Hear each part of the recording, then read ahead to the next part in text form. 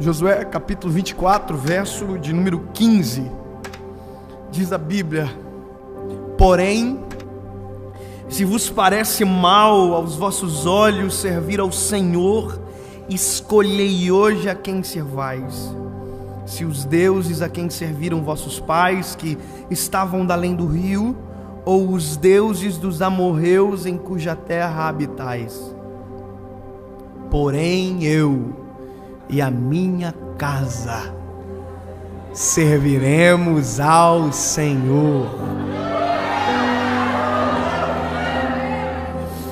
Todo mundo, sem exceção, tem passado. Ninguém consegue viver um presente ou um futuro sem ter um passado. Isso é lógico e racional. O único problema é quando o nosso passado determina o nosso futuro. É quando aquilo que veio antes de nós determina as nossas escolhas para amanhã.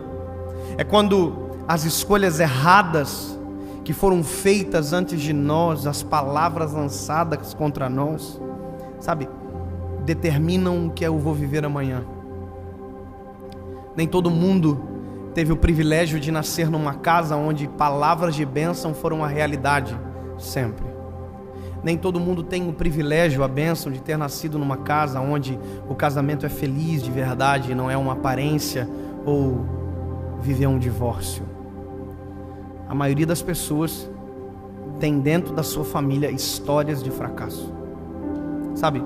Ou quase fracassos, ou fracassos completos. E esse texto, para mim, ele é a marca de um conceito que é novo, mas que já está aqui há anos. Autorresponsabilidade. Quando você assume a culpa, o ônus e o bônus das suas escolhas. E quando você assume a escolha, sabe, quando você assume, não de tirar do Senhor, pelo contrário, assume a direção do Senhor para você.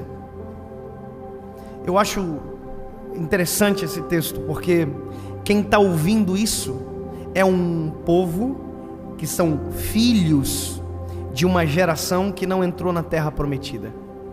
Josué não é o que recebeu originariamente essa promessa de chegar, estar na terra que emana leite e mel.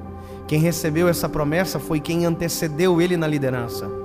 Moisés é aquele que tira o povo do Egito e na peregrinação até essa terra prometida, a qual Deus havia programado para eles viverem, um trajeto curto, demora 40 anos pela infidelidade do povo.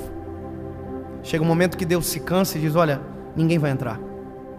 Dessa geração ninguém vai entrar.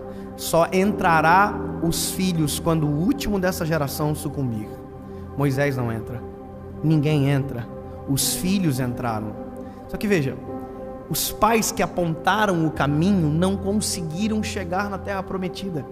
Os pais que disseram para os filhos a vida inteira: filhos, olha, um dia nós vamos chegar num lugar onde a Bíblia, o Senhor Deus diz que emana leite e mel, ou seja, nós vamos viver os melhores dias da nossa vida quando nós chegarmos lá. Só que o que eles não entendem é que eles estavam apontando um lugar de bonança, mas já estavam vivendo e desfrutando de bonança. Porque no meio do deserto, no meio da peregrinação, maná do céu, água da rocha, nuvem de fumaça, coluna de fogo, o mar que se abre, o sapato que cresce, a roupa que não envelhece, ou seja, eles estavam vivendo os melhores dias da vida, só não perceberam. Tem gente que não entende que o caminho é tão gostoso quanto o destino. Quando a gente deixa o Senhor controlar, eles estavam vivendo, apontando o lugar, mas não estavam vivendo o caminho, e por isso não entraram. Então, quem entrou na terra prometida sabe o porquê os seus pais ficaram no deserto.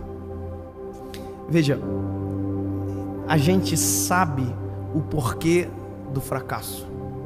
Quem é filho de pais divorciados sabe exatamente por que os seus pais divorciaram, por exemplo. Se for infidelidade, ele sabe que infidelidade é péssimo. Sabe, se for falta de afeto, ele sabe o quanto a falta de afeto implica em um relacionamento. Ou seja, quem tem histórias de fracasso, na verdade tem tudo para dar certo. Porque sabe o que não fazer, o que não repetir, o que não reproduzir. O problema é que tem pessoas que chegam na terra prometida, mas o coração ainda mora no deserto. ainda é refém de passado, ainda é refém de histórias negativas, sabe? Gente que não acredita no casamento porque os dos pais não deram certo. Gente que não acredita na família porque a sua família não deu certo. Gente que não acredita mais nas pessoas porque desacreditou, porque viu dando errado dentro de casa, na sua história. Veja, você não é refém daquilo que deu errado.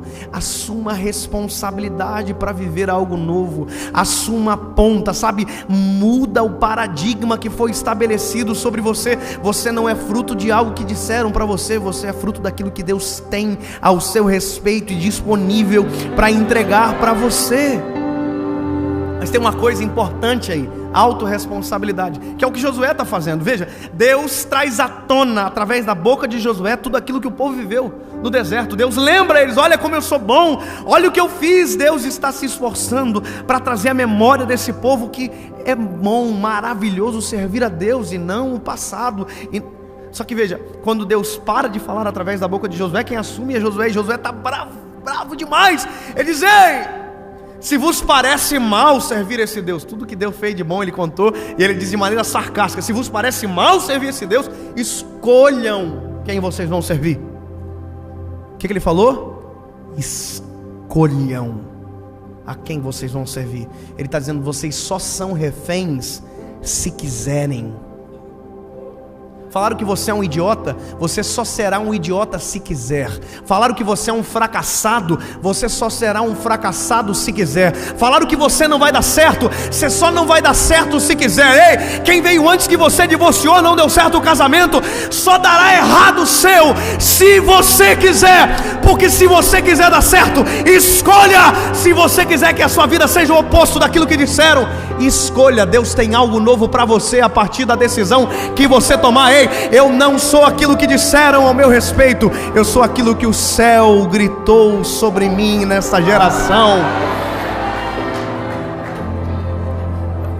Quando eu fui casar, eu vou contar um pouco antes. Quando eu encontrei a minha esposa, Paula, eu casei com a minha primeira namorada. Yes, ganhei. Eu conheci ela quando eu tinha 16 anos. Eu me lembro que eu cheguei em casa, disse para minha mãe: mãe, eu conheci a mulher que eu vou casar. Ela quase morreu. Imagina um filho desse perder. Eu entendo ela. Ela ficou morrendo de ciúme. Ela disse que ela não queria conhecer a Paula. Eu não quero conhecer ela. Durante 30 dias ela não quis conhecer a minha esposa. Depois ela se rendeu. A minha esposa é maravilhosa, linda, é um doce de mulher, é a mulher mais incrível que eu já conheci na minha vida. Por isso casei com ela. E veja, eu me lembro que eu trabalhava de estagiário nessa época no banco. Sabe o estagiário do banco? Caixa Econômica?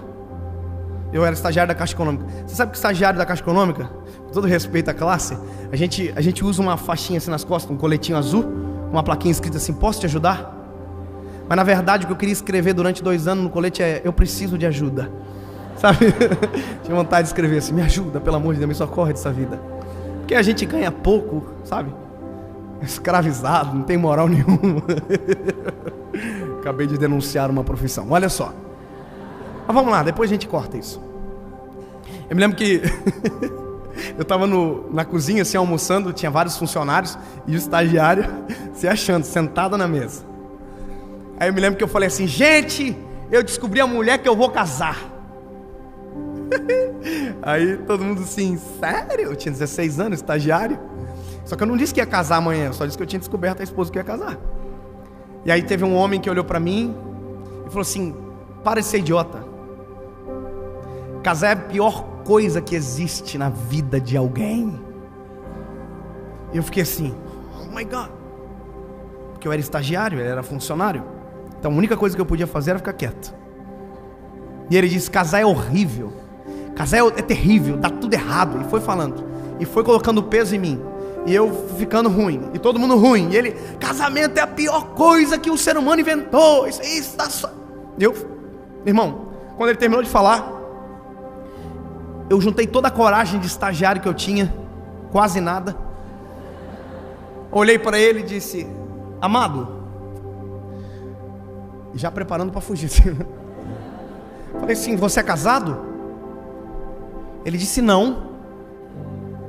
Você é o que então? Ele disse: eu sou divorciado. Eu falei: então deixa eu te contar uma coisa. Se eu quiser saber sobre casamento, eu vou perguntar para quem deu certo.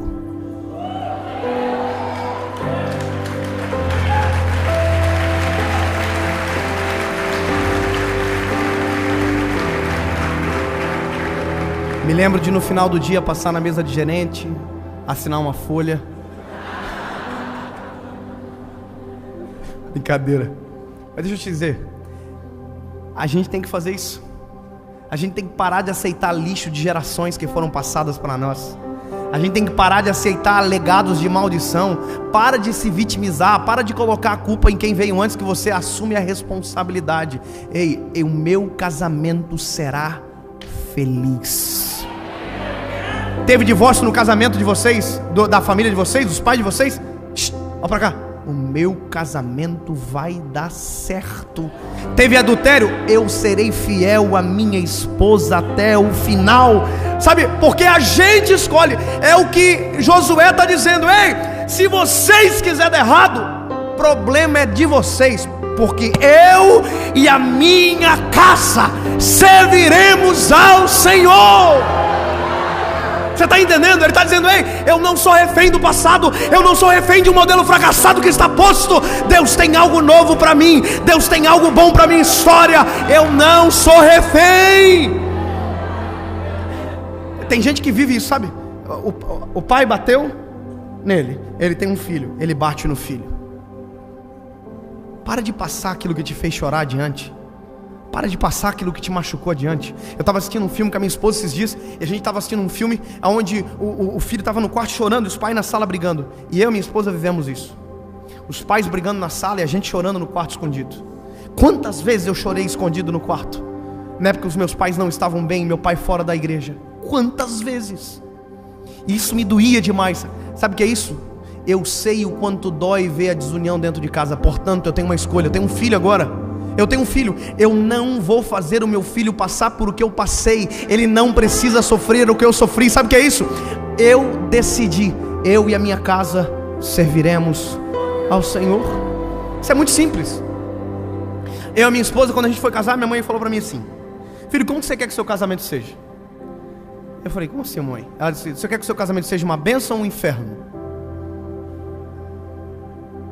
Eu falei: e não é óbvio, mãe? Eu quero que o meu casamento seja uma bênção. E ela disse para mim: então, escolha.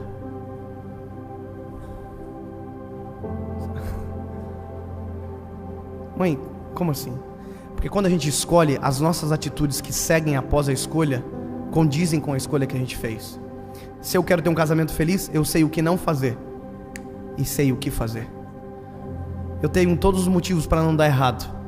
Eu tenho todos os motivos para dar certo, porque o que eu aprendi aqui me apresentou um futuro maravilhoso, brilhante, extraordinário.